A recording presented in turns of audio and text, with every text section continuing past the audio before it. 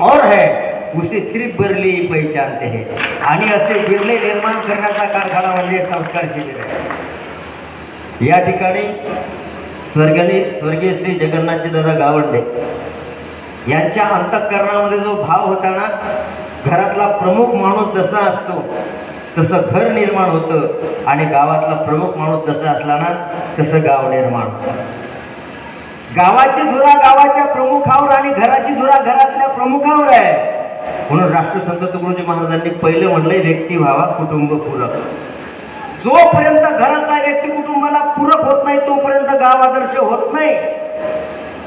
आणि घराला पूरक होणारे व्यक्ती स्वर्गीय श्री जगन्नाथजी गावंडे दादा पहिले आपलं घर आदर्श केलं। घर आदर्श केल्यानंतर गावागावामध्ये प्रचार यात्रा जावी या उद्देशाने शेकडो गावामध्ये दादा गेले आणि खऱ्या अर्थाने राष्ट्रधर्म प्रचाराचा वसा जो वसा दादांनी चालवला तोच वसा या कोलारीमध्ये चालवण्याचं काम या ठिकाणी हा परिवार भद्रावतीवरून निश्चय येतोय। या ठिकाणी असणारा गावंडे परिवार, या ठिकाणी असणारे सगळे, या ठिकाणी बसलेले सगळे तरुण मंडळी गावातले हे सगळे तरुण मंडळी जे तना मनाने झटतात ना, या मंडळीचं सुद्धा मी अभिनंदन करतो।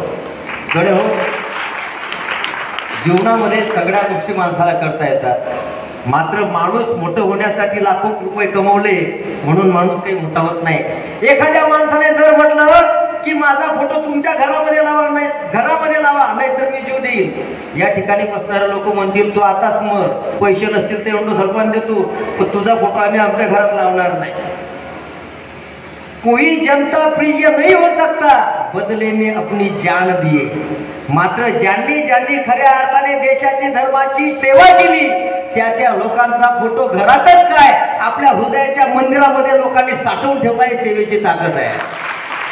आणि या ठिकाणी जे सेवा करणारे सगळी तरुण मंडळी आहे या मंडळीचं सुद्धा मी खूप खूप अभिनंदन करतो। गडे हो, जो सेवाचा वसा घेतला ना, कोणत्याही कामाची माणसाला लाज वाटता कामा नये।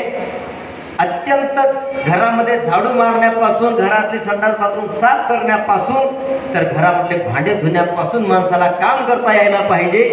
आणि एखाद्या प्रसंगी ज्ञानी माणसासोबत चर्चा करण्याची ताकद सुद्धा या मनगटामध्ये निर्माण झाला पाहिजे। एवढं ज्ञान या हृदयामध्ये निर्माण झालं पाहिजे। मन मनगट आणि मेंदू बळकट करण्याचं साधन म्हणजे संस्कार शिबिर आहे। आणि या संस्कार शिबिरामध्ये आपल्या मुलांना जे आपण पाठवलं, या ठिकाणाहून मुलं जेव्हा घरी जातील, हे मुलं जर सकाळी उठले तर कृपया करून मायबापाला विनंती, त्याला म्हणू नका झोप बापू, शिबिरामध्ये जात होता सकाळी 4 वाजता उठून, आता सुखानं झोप। अरे बर्थडे करतात तुम्ही मुलाचं जीवन वाढवण्यासाठी सकाळी 8 वाजता तुमच्या मुलाला तुम्ही उठवता, त्या मुलाला सकाळी 4 वाजता उठवलं तर एका दिवशी त्याचं आयुष्य 4 तास वाढतंय। एका महिन्यामध्ये त्याचं आयुष्य 120 तास वाढतंय। दिवसाचा विचार केला ना तर 12 तासाचा दिवस असतो, एका महिन्यामध्ये 10 दिवस तुमच्या मुलाचं आयुष्य वाढवण्याची ताकद तुमच्यामध्ये।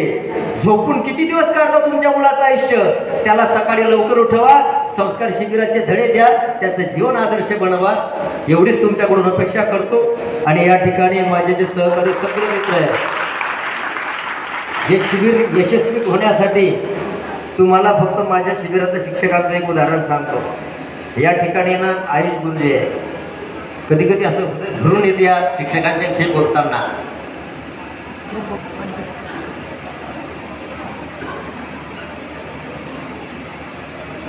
पेपर होते या मुलांची प्रॅक्टिकल, सगळ्यांची परीक्षा होती आणि सगळ्यांची परीक्षा असताना आयुष, अनुज, निनाद ह्या मुलांनी आपलं प्रॅक्टिकल घेऊन भद्रावतीच्या शिबिरामध्ये आले होते। रात्री 1:30 वाजेपर्यंत प्रॅक्टिकल लिहिलं आणि शाळेमध्ये जाऊन, कॉलेजमध्ये जाऊन आपलं प्रॅक्टिकल दिलं। जर ह्या समाजातले तुमचे मुलं आदर्श होण्यासाठी हे मुलं जर एवढा त्याग करत असतील तर तुमच्या मुलाचं उद्धार होण्यासाठी तुम्ही बिडी पान तंबाखूचा त्याग करा, एवढीच विनंती करतो। थांबतो, धन्यवाद।